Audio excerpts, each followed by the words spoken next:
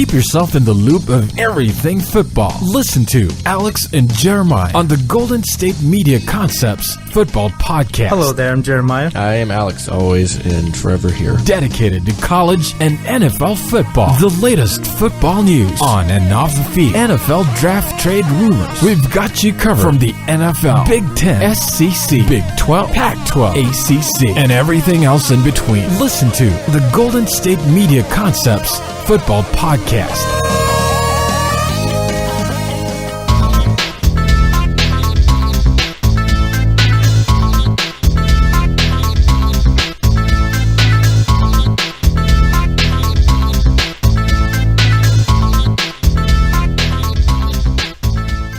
And welcome to the Golden State Media Concepts Football Podcast, where we talk the latest news, rumors, and games of the NFL and college football. From the latest signings, this year's breakout stars, and all of the news in between. I am Alex. And I'm Anthony. And keep in mind, Jeremiah is gone until next week. He is out of town for Thanksgiving. It is Thanksgiving week. That is tomorrow. I think you guys, and we won't see you tomorrow, so we wish you an early happy Thanksgiving. Today's the last show of the week, so obviously Thanksgiving and Friday we will not be here. So that means we're going to preview tomorrow's games as well as this weekend's games in NFL and college football. And then we're going to end the show with some quick-hitting news as well, some injury news, anything that comes up, obviously, through college and NFL. But first, we're going to start with the NFL, of course. Take a break, come back, do college football, update you guys on the release of last night's new college football playoff rankings, which is not it's not much different. Mainly one team fell out, so some teams moved up, but not anything drastic that probably will be next week, and then end the show after the last break with the news. So let's start with Thursday football. We have three games. We have the Vikings, the Lions, and the NFC North. We have the NFC East and the Redskins and the Cowboys, and then we have an AFC cross-division game between the Steelers and the Colts. And then we'll talk about some notable games on Sunday. Not all of the games because we have a lot of games to get through here, but some notable ones. So let's start first with the Vikings and the Lions. They are playing for sole possession. Whoever wins this one of the NFC North lead. Both teams at 6-4 as it stands. And the Lions 4-1 at home so far. The Vikings, coming off their first win in a while since their bye week, as a matter of fact, having lost 4 straight, and they are 2-3 on the road. So it looks to be the Lions are favored in this one. Of course, the Lions have won all their games and lost all their games within 7 points, and no more, no less, at least. No more than 7, all within one score. So, who do you favor in this game? I personally, and I'm excited we finally get to do more than one game preview. I'm usually doing the Thursday games and the Monday games. I could do all these Thursday and Sunday games. I'm going Lions on this one. I think they have more of a team around them. I think they're more consistent, especially at home. I think one thing's for certain, they'll definitely be trailing in the fourth quarter at some point, whether they win or lose this game, and it'll be within no more or less than 7. No more than 7. But I'm going to give the Lions the win on this one. What about you? Yeah, same thing. I'll go with the Lions on this one. Like you said, more of a complete team. Matthew Stafford's been a pretty good quarterback this year. Nothing like an elite level, but he's been better than he's been over the last few years. The Minnesota Vikings have had injuries on the offensive line, quarterback, running back, basically all around the entire team. And they're just slowly they started off strong, started off 5-0, but then the Eagles, Bears, Lions, they lose these games. They finally beat the Cardinals last week, so that was nice, but I just can't trust the Vikings. I think they're basically going to, probably go around 8-8 for the year, but I think the Lions could actually win the division at 10-6 or something around there, and they're just a more complete team. So, yeah, I'm with you with the Lions. Yeah, I just think, especially at home, they've only lost one game there all year. Mm-hmm. I think they have more consistency going through them right now. I got to give it to Detroit. Moving to the next game, so that's the morning game, right? And then of course here 9:30 a.m. That's earlier than most. And on the West Coast we have 10 o'clock starts normally. So we have a 9:30 start. Then we have the 1:30 Pacific Standard Time start here for the Redskins Cowboys. The Cowboys obviously the best team in the NFC right now, 9-1. Only the one loss all year was at home, but it was against the Cowboys. The Cowboys are them. Against the Giants week 1 in a game that they even could have won if they didn't have a brain misstep in a sense. And the Redskins are playing well. They really are 6-3-1. Still some issues, but they're getting better, especially the defense. Now, I feel like it'd be silly to not go Cowboys in this one at home, with the way they're playing. The Redskins did play well on Sunday night, against the Packers, but the defense of the Cowboys is a little bit better than the injury-ridden Packers defense. So I'm going to go Cowboys on this one. The strength of Ezekiel Elliott, running the ball, Dak's playing well, obviously. The defense is playing well. I'm giving it to the Cowboys. Yeah, I'll go with Cowboys, too. Talk about the fact that not only are the Cowboys a better team than Washington, but Washington's coming off of a short week. I understand they're all coming off of a short week, but they're coming off of an even shorter week, playing really late at night. Sunday night game against the Packers. They did look good against the Packers, but a lot of teams look good against the Packers. At least that defense this year, yeah. I saw the stats for the Packers that basically Aaron Rodgers has all of the rushing touchdowns. Yeah. For the Packers. I think so, yeah. And that's a style of play in which they've kind of embraced. I mean, the defense is understandable. You have a lot of injury going through it. That makes sense. Mm-hmm. The offense, on the other hand, it's just, it's an interesting, wacky year, but they're still putting up points, though.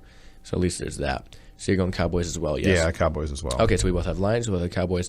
Steelers, Colts. Steelers going into Indianapolis. Both of these teams, both these teams 5-5, excuse me. Yep. As it stands, Andrew Luck is in the concussion protocol. He's playing well for a team that is 5-5. Of course, I mean, a lot of the Steelers are playing well for a team that's 5-5 as well. The Steelers, though, with Andrew Luck, without, I think it's going to be a tough game for the Colts no matter what, even though both defenses aren't great. It could have been a shootout if Andrew Luck plays. I think if he doesn't, it's got to go to the Steelers. Yeah, Tolzien might be the quarterback, the backup quarterback, at least that's how it goes on ESPN.com. It goes Tolzien as a backup. He is, and I think he's going to start, but at the same time, I guess Pagano wasn't naming a starter, even though I'm sure that he's going to be Tolzien. Yeah, and the Steelers, even though the Steelers haven't looked like what we thought they would this year, even with Andrew Luck, the Colts basically only have him. Like, Frank Gore has been an okay running back, but he's not anything special as far as able to break, 60, 70 yards runs like he used to. T.Y. Hilton's okay, but he's not going to be as good if Andrew Luck isn't the quarterback.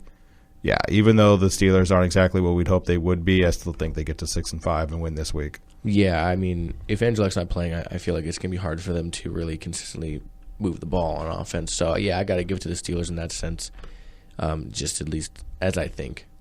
All right, so some notable games we have this weekend. Obviously, we have a lot of games in general, but notable ones. The Cardinals are playing the Falcons in this one. We have the we have the Chargers and the Texans. We have the Panthers and the Raiders, and the Chiefs and the Broncos of most notable games. So let's start with go ahead and get down with the Cardinals-Falcons. The Falcons, of course, 6-4. Cardinals 4-5-1, coming off a loss to the Vikings, in which they kind of lost almost on every facet of the game, special teams, offense, and defense. Who do you give? What bird do you give the edge to in this one? I got to go Falcons. I think they have more of a cohesive team. Their defense is just as good, I think, as the Cardinals. They're a little down this year defensively, but their offense is more consistent. We have a lot of weird offensive production from the Cardinals. I don't know if it's the scheme or Carson Palmer's just starting to catch up with Father Time or whatever it is. I got to give it to the Falcons. See, yeah, probably the Falcons too, because I was thinking okay, maybe the Cardinals can win, kind of not salvage their season, because even if they win this game, it's still just a 5-5-1 thing. But then I looked and I'm like, okay, who are the teams they've beaten? They beat the Niners 23-20. They beat the Jets. They beat the Niners, and they beat the Bucs. Like, they haven't beaten good teams, and the teams that they've lost to, they lost to the Rams. The Rams stink. They tied the Seahawks, but division game, that'll happen. They lost to the Panthers. The Panthers stink. They lost to the Vikings. The Vikings stink. So, like, the Vikings stink recently. The Vikings beat them when the Vikings were good. Yeah, and so, like, I'm going to still go with the Falcons, but I don't trust the Falcons. I think I'll just trust them this week to get a win, to get to 7 wins. But, yeah, this game, I don't know what, like you said, Carson Palmer, he had that, 4 or 5 interception game in the playoffs last year, and ever since then he hasn't been the same dude. This whole season it's been kind of what he was at one point in Cincinnati. He hasn't been the same guy as throwing to John Brown, throwing to Fitzgerald. He hasn't been that same guy. But, yeah, I'm going to go with Atlanta. Okay, so we are in unison on Atlanta. We'll move to the next notable game on this list, Chargers-Texans. Texans coming off their loss on Monday Night Football there in Mexico City. The Chargers still playing their Charger style of football, 4-6 to 6-4 in favor of the Texans there, and they are still undefeated at home. I would imagine the Texans are going to win this one. What do you say? I'm going to go Chargers just because I don't trust Brock Osweiler. I do not like his style of play. He does not throw the ball far. He throws 4 yards to Fedorowicz all the time. That's all he does. He does not care about DeAndre Hopkins. I have DeAndre Hopkins on my fantasy team, so I'm kind of mad about that. Yeah, the refs don't care about him either. There's that too. But, like, he's erased DeAndre Hopkins. Like, they don't even need the quarterbacks to erase him. Like, he just doesn't throw to him. It's like, do you know who this is? Do you know this man, Hopkins? No, I don't know who that is. Have you seen this man? Have you seen this man? He just goes into the huddle. Who are you? Mm-hmm. Where'd you get that uniform? How did you get on this field? Mm-hmm. Yeah, like I don't get me wrong. Obviously, they're a good enough team, the Texans, because they're leading the division, but that division's also terrible. True. The Chargers have been basically in every single game. They've been 7 or 8 points, in every single game. The worst one was against the Titans where they won by 8 points, but everything else has been pretty close with them. So, yeah, I'm going to go – actually, no, they beat the Jaguars. They're 8-14, but the Jaguars stink. Yeah, I'm going to go with San Diego. I think, this is a game where it's hard to see Houston kind of slide back, and I'm going to go with the Chargers. All right. Moving on to more notable games through this week. We have Panthers and Raiders. Raiders coming off that win, in Mexico City. In the sense of comeback fashion, they were down 2 scores. Mm-hmm. And the Panthers just panthering it up. 4-6 on the year, of course. Raiders are 8-2, and I believe in sole possession of not only the AFC West, of course, but I think they have the number 1 seed in the AFC now. I got to give it to the Raiders. They aren't playing great at home, but the offense is just so much better than I think the Panthers' defense is. Personally, I think they're on their way to 9-2 this week. I think the Panthers can give them issues with how bad the Raiders' defense has been at times, but I think the offense of the Raiders is better than the Panthers' offense. Yeah, the same thing here. You look at it with the Panthers, even though they stink, right? They're 4-6. They're not a good team. They're not out of it in the division because they're only 2 games back of Atlanta. Mm-hmm. But the games they've lost, you would assume they've had really bad games every time. They lost by 1 to the Broncos on opening night. They lost by 3 points to the Buccaneers. They lost by 3 to the Saints. They lost by 3 to the Chiefs. Like, they've been in a lot of games, and if something breaks the right way, they could be 6-4 or something like that. So the season could be a lot different. Yeah, and the loss to the Broncos too is a missed field goal to win the game. Right, too, so exactly. They're in the spot to win. So, I will take the Raiders, but I do think it'll be a close game. Like I said, somewhere around 3 to 6, 7 points, something like that. But I will take the Raiders at home. I understand they're coming out of a quote-unquote home game, even though it was in a different country, which is always a weird thing. Mm-hmm. But, from Mexico City to Oakland isn't that far of a drive. It's not like coming back from England or something like that. So, yeah, I'll take the Raiders. All right, I can agree with you on that one. All right, and last but not least, we have the Chiefs-Broncos. Chiefs-Broncos, we have 2 teams in that same AFC West. Both of these teams at 7-3. I believe the Chiefs, though, hold that second spot in the AFC West. I have to give this to the Chiefs. I think their defense has been playing a little better lately than the Broncos' defense. I think the offense is good. They're not going to lose you a lot of games on the offense side of the ball, especially Alex Smith. He only has 9 touchdowns this year, but he threw a red zone interception last week. It's not something he does very often, let alone throw interceptions very often. Uh-huh. The running game is been better with Spencer Ware, especially out of the backfield as well. I think the Chiefs have more in this game. I think they're going to win it, and that's the Sunday night game also. Who do you have? I'm going to take the Broncos. Their defense, maybe it's not what it was last year, but it's hard to kind of duplicate that whole thing. It's kind of one of those things you see with the 85 Bears, the 2000 Ravens. Those things happen for a year. The defense is still good. Aqib Talib, he's back. Von Miller is still doing Von Miller things, 9.5 sacks over 10 weeks. They're coming off of a bye. I'm going to go with the Denver Broncos. Have the game being at home. Alex Smith, he basically loves to do the check down. It's kind of the first Brock Osweiler not liking to throw down the field. Mm-hmm. And you get something like Von Miller, who's going to be harassing him all day. I'm going to go with the Broncos. Yeah, but I mean, he likes to check it down, but because he's safe with the ball. I think. Yeah, 100%. He checks it down as opposed to forcing it downfield. But he still knows. He definitely knows how to get the ball downfield. So smart, I suppose, in that sense. Sure. Okay, and then let's cover the games that we have this weekend that aren't as notable for us to cover because we have a lot of games to talk about. Just real quick, we'll go through them. Titans, Bears, of course, are playing. Jaguars and Bills. And each team, I say second, of course, is the home team. So keep that in mind, fans. Bengals and Ravens, an AFC North matchup. We have Giants and Browns. What do you think the chances the Browns get their first win? I mean, not good. I mean, Eli could do Eli things and throw for 3 interceptions. See, that's the funny thing. We've said that you and Jeremiah have said that a few times about Eli doing Eli things, but he has yet to do Eli things in the last few weeks. Right. And I don't think he does it against the Browns. I think if there's any chance of him actually doing those kind of like Eli Manning things, will be against your Steelers the week after that or against the Cowboys. That's when like the bad Eli comes. I don't think that comes against the Browns. I think sometimes it comes when he has to consistently put up points with other people. Right. Even though last year we did it with the Saints, he stood in there every step of the way. All right, then we have the Rams Saints and Jared Goff's second start. Hopefully he can get his first win in his eyes. Saints trying to get to 3-3 at home as they stand on 2-3. Niners at Dolphins. As you for a Dolphin fan, the Niners at 1-9. See if they can move them to 1-10. The Dolphins coming off their win against Jared Goff's Rams on the weekend. We have Seahawks at Buccaneers in a game in which the Buccaneers are trying to hold on for their dear life in that division. Yeah, because they're still in it. And Patriots Jets seems they play together almost right there every Thanksgiving week. Poor Their Jets. second or first, usually the second game because it's so late. This game is at MetLife, and then the Monday night game, which myself and Jeremiah on Monday will preview, the Packers Eagles game. So some games to keep in mind there, but more important was the ones we talked about first. All right, so let's take our first break and come back. We're going to update you on the college football playoff rankings that came out yesterday, and then some notable games this weekend. We have a lot of the big games, a lot of the rivalry games, rivalry week. So we'll do that and take first break. We'll come back and do that in just a minute here at the Golden State Media Concepts Football Podcast. Tired of searching the vast jungle of podcasts? Now listen close and hear this out. There's a podcast network that covers just about everything that you've been searching. Hey! The Golden State Media Concepts Podcast Network is here. Nothing less than a podcast bliss with endless hours of podcast coverage. From news, sports, music, fashion, cooking, entertainment, fantasy, football, and so much more. So stop lurking around and go straight out to the Golden State Media Concepts Podcast Network. Guaranteed to fill that podcast itch.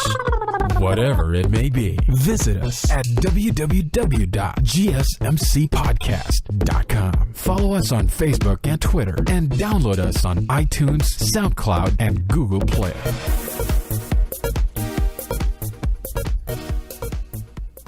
We are back here at the Golden State Media Concepts Football Podcast, and we're going to go college football now. The college football playoff rankings came out last night, and of course, not any change in the top four, just like I said there would be, or wouldn't be. But what I did get wrong is Washington and Wisconsin take the 5 and 6. I did say Washington, Penn State, Wisconsin. So I thought the wins, the strength of the wins outweighed the strength of the loss, but I did just miss that one, which is fine. It's not much change.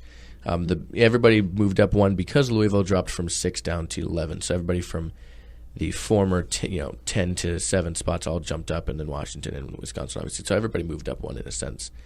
Louisville dropped more significant jumpers. Florida went up 8 spots to 15. Houston's ranked again. Utah dropped all the way down 10 spots from 12 to 22. And then Stanford stayed the same, but Navy comes back in there. So notable to say the least. Looking at this week, it is rivalry week. We have a lot of big games. Washington State in the Apple Cup. We have Michigan, Ohio State. A big game between Michigan State, who just played Ohio State strongly, facing Penn State this week, who is now 7th. We go down. We have some bigger games in terms of ranked opponents. We have rivalry week between Notre Dame and USC. We have the Iron Bowl in Auburn and Alabama.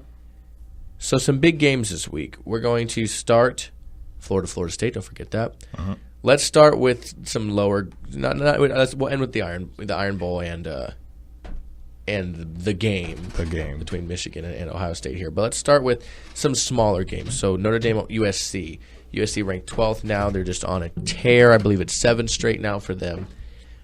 Who do you have winning this game? Of course, in one of the biggest, longest rivalry matchups in a while. Right. I got to go USC. Maybe Notre Dame feels some sort of just like pride of just, they're trying to take our wins away from us, and they rally behind that. But USC's just been dominating over the last, 7 weeks. They've been beating ranked teams, beating unranked teams. They're just really gelling right now, and Notre Dame basically hasn't been the same team. They lost to Texas the first week of the season, which made us all think that Texas was a good team. Then Texas lost last week to Kansas. Kansas stinks. So they're clearly not back. Charlie Strong's going to get fired probably. That's the rumor. Even though they won't say it. But again, I don't think it came from the athletic department. I think it came from somebody who thinks they're part of this school's decision making. Yeah, but I saw someone who basically said, like, if you lose to Kansas, you should get fired. Well, I mean, yeah. Like, they're really bad. But I'm going to go, with USC. They're just a better team. They've been, ever since the coach, they got their new coach, they've been a really good team. And, I would – maybe it's close just because Notre Dame can rally behind a rivalry game and they're trying to take our wins away. But, no, I'd definitely go USC. Okay, I got to go USC on this one, too. They're playing lights out. If they win this one, they are a win-loss away from playing for the Pac-12 championship against the winner of Washington State. Right. Because if Colorado loses to Utah, they will take that spot. Now, if Colorado wins, it's all Colorado's in, all good, and they will have a game against Washington or a rematch against. Did Colorado play Washington this year? I would have to look, but they did just play Washington State last week, so they could have a rematch and or a game against UW. They did not play Washington. No. So then they would have a game against UW or a rematch from last week's matchup against Washington State. Right. And that's December 2nd, I believe, in the Pac-12 championship. All right, we move to that said game, the honestly biggest Apple Cup in a long time. Yeah. The first time two teams have been ranked in a long time as well. We have Washington State coming in at 23, dropping one spot after their loss to Colorado. It was a close game.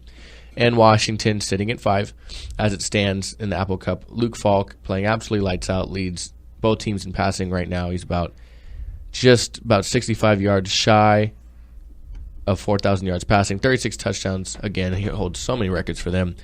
And then you have John Ross just playing lights out, 9 yards shy of 1,000 yards on the year. Myles Gaskin over 1,000 yards rushing and 9 touchdowns. So this is really, I think, going to be offense against defense. And in a weird way, on both sides of the ball, obviously. I mean, that's stupid to say. It's always offense versus defense. But you have one team that's a little better at one than the other. Washington State's defense isn't bad. It definitely is an opportunistic defense. It does give up long plays a lot, and I worry that as a Washington State fan. I worry about that. But at the same time, I would say their offense is stronger than UW's offense. Now, I would say that by far, obviously, UW's defense is one of the best in the nation. At least it has been statistically. So I would say they obviously are better than Washington State's defense. So it's really going to come down to strength versus strength, Washington State's offense versus that defense. And it's going to be an interesting game. I really, really want Washington State to win. This is the best season they've had in a long time. Right. But I feel and fear, I was in between saying both those words, that Washington is going to win this one. Yeah, so I understand you're kind of, rallying behind Washington State. Thing with Washington, I kind of want to see, selfishly, the local kid or whatever, Washington, Jake Browning, from this area in Folsom. Because they're pretty much, Washington's in that, position where if they win, they're in, pretty much, because you're going to have this, then you're going to have Pac-12 championship game. You're going to have Michigan and Ohio State, which we'll get to in a little bit. Obviously, one team has to lose. So once that happens, they're going to be knocked out of the top 4. Washington will be in the top 4 if they win. Then if they keep winning, they're going to stay in the top 4. So it's one of those things where, I would like to see them in the playoff, even if they get their face caved in by Alabama. That's fine. You still at least got to play in the game. That's a nice little thing. You get to see Nick Saban. Hey, look, you're a legend. Boom, loss. But, like you said, Washington's defense only allows 17.9 points per game, which is tied for 10th in all of college football. You got Michigan and Alabama at the top there, 10.9, 11.4. Alabama kind of does that.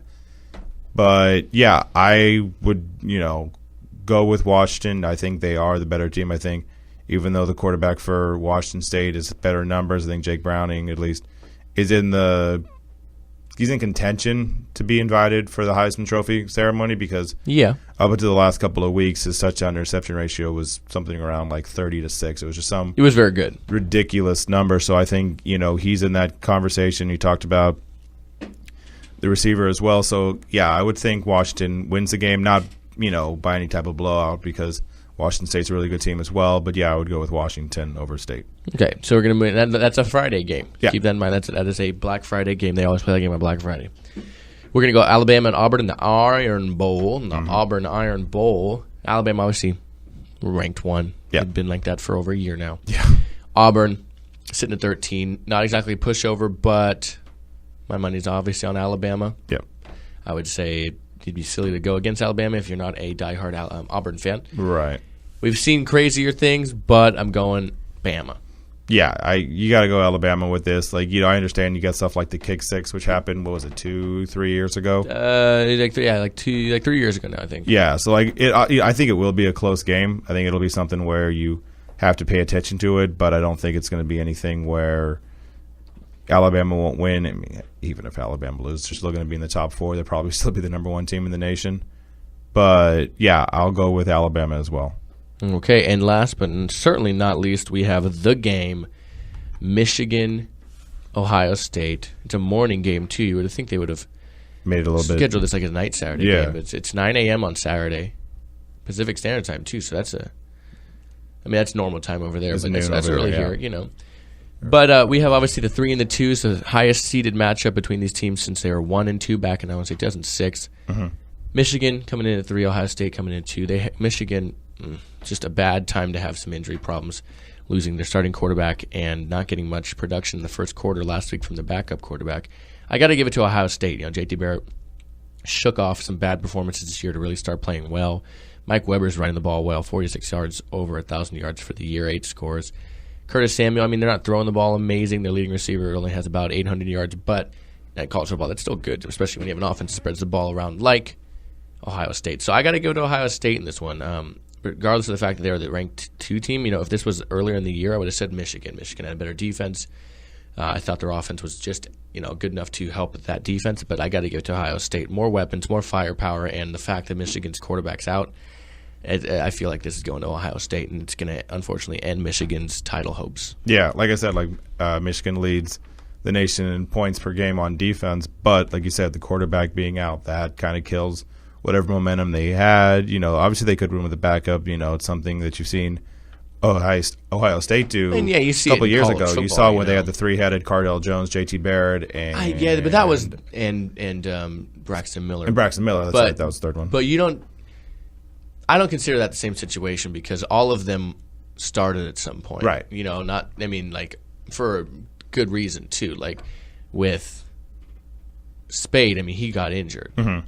You know what I mean? And they weren't using that kind of already. By that time, Braxton was a receiver, right? So it was more of a 2-headed monster. But they stuck with one more than the other. And in the sense of that, I think Michigan really just lost their starter. Yeah, they lost their guy. Yeah, Ohio State's just so much better right now. Yeah, with it being in Ohio State, JT Barrett hasn't thrown an interception since Wisconsin game. So I think all those being said, I would like to see Michigan because I always love to see Jim Harbaugh win because he's kind of a madman, and whenever he wins, he becomes more of a madman. But I do think it would be Ohio State's game to lose now with the other quarterback being out, it being at home, their offense being just as explosive as Michigan, and they have their kind of team set up and ready. And you got probably the second best head coach in college football behind Nick Saban and Urban Meyer, even though Jim Harbaugh is probably third, honestly, on that list. As of right now, yeah, probably. But I got it, yeah. So Ohio State? Yep. All right, Ohio State. Take our last break and come back here and just do the quick-hitting news before we get going for the long weekend. So we'll be right back here at the Golden State Media Concepts Football Podcast. Are you looking for help for your fantasy football team? Check out the GSMC Fantasy Football Podcast. Get today's best advice on who to start, who to sit, even who you should draft. From sleeper picks to red-hot lineups, they got it all covered for you. That's GSMCpodcast.com/fantasy-football-podcast. We'll cover traditional leagues, dynasty, PPR, even IDP leagues. When you need fantasy help, there's just one show to hit up. Don't forget to like them on Facebook and follow them on Twitter. Visit GSMCpodcast.com for more info.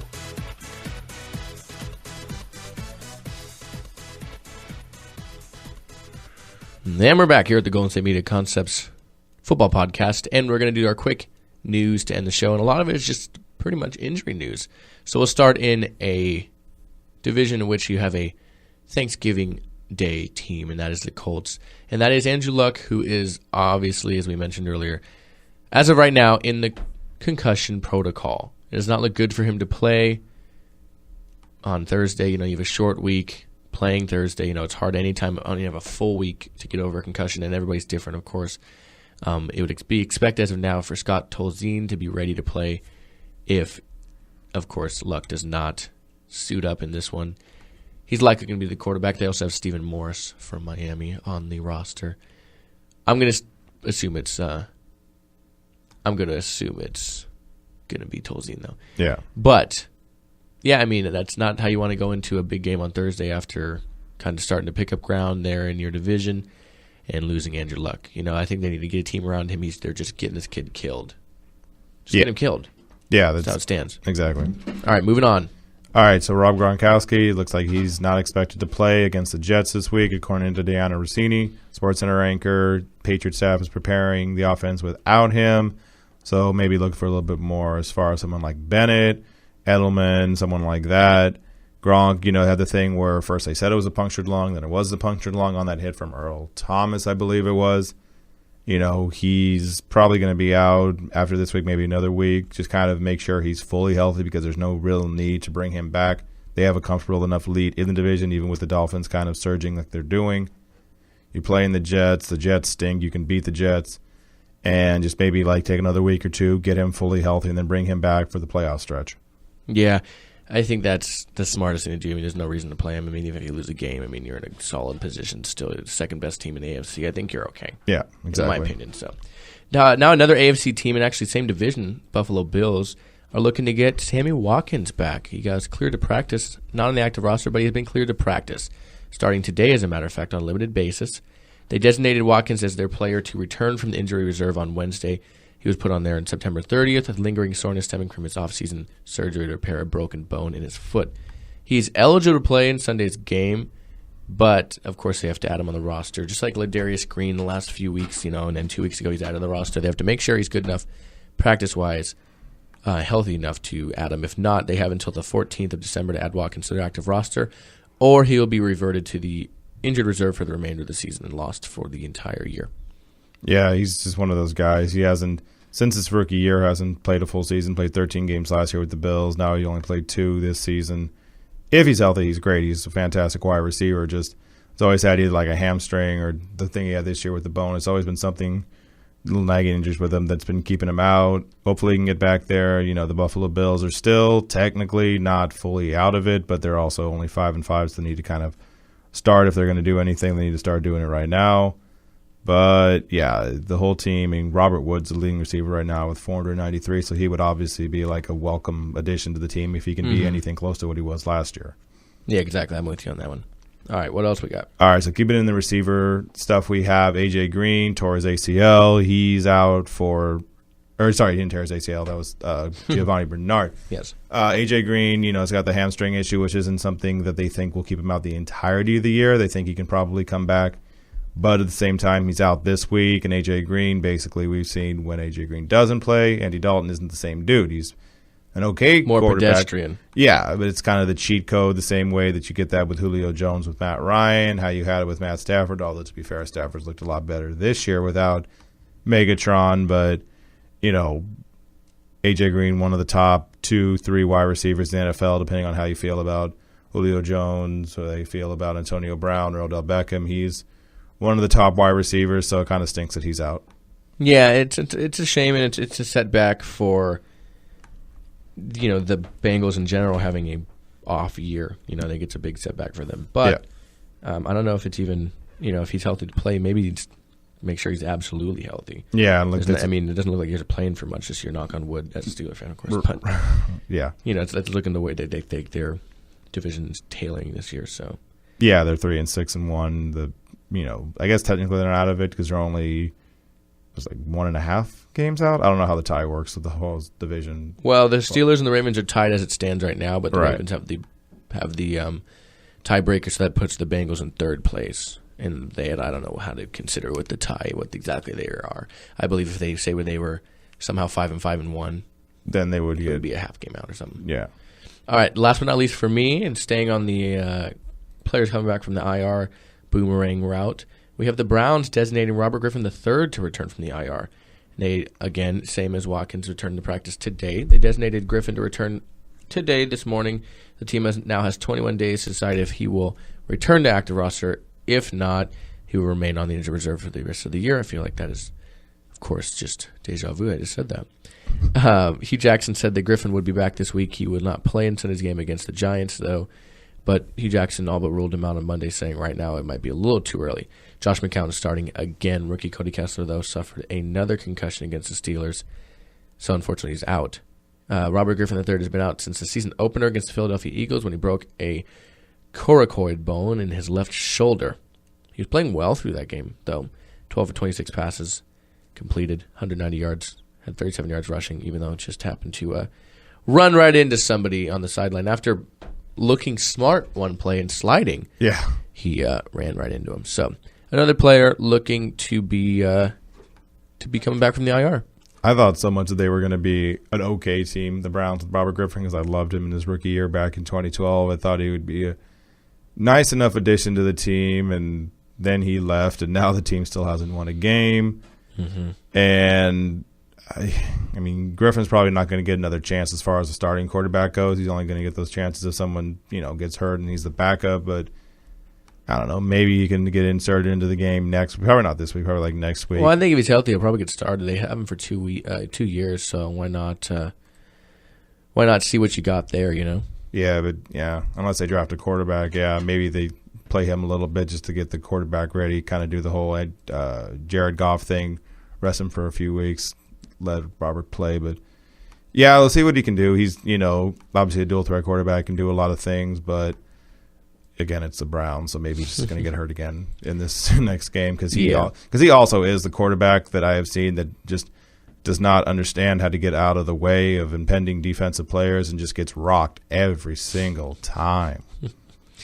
Yeah, he didn't know how to slide. He used to take hits. Now he knows how to slide and somehow still took a hit. Still gets injured, yeah. Maybe they should figure that out. Maybe they should tie his legs together at practice so he doesn't run around all the time. Not tie him, but put the rubber band around his legs, kind of thing. That resistance band. Mm-hmm. All right, sir, your turn. All right, and finally we have Giovanni Bernard, torn ACL, the thing I was talking about 5 minutes ago. He is obviously out for the season, and for about a year. ACL is how that goes. He was having an okay year with the Bengals. He wasn't having a good rushing year. He only had 337 rushing yards, but he had 336 receiving yards. So it was kind of that dual-threat quarterback. He had 39 receptions. So if you had him, he was kind of one of those guys that could get you some points in fantasy. He was having a decent year, even though the Browns or the Bengals themselves weren't that good of a team. But now you lose him. Now you lose A.J. Green. Dalton probably not as good of a quarterback. Jeremy Hill is going to be the number one running back. He's okay, but the whole team seems just to be one injury after the other. The team's not doing that well. It's just looking bad for the Bengals right now. That whole division, no offense to your Steelers, which may be the best of the division, they don't even look that good. That whole division just seems playing down. Yeah, for sure. Well, to be fair, they also the injuries. The whole division injuries with Roethlisberger and talked about with Robert Griffin III, Giovanni Bernard, A.J. Green. The whole division's had injuries, and now we just have this with Giovanni Bernard. He'll be out for, like I said, roughly a year because that's how ACLs generally work. I agree with you on that one, yeah. I don't know. I mean, they're in a weird spot. They lose him for the year. It's understandable with A.J. Green, I think. Maybe even hold him out until he's absolutely ready to play. Yeah. Don't know. It's not something you want to get worse, Especially because apparently it was a higher hamstring issue. So yeah, exactly. The higher, typically the more severe. So it's unfortunate, but we hope all those guys get better, and start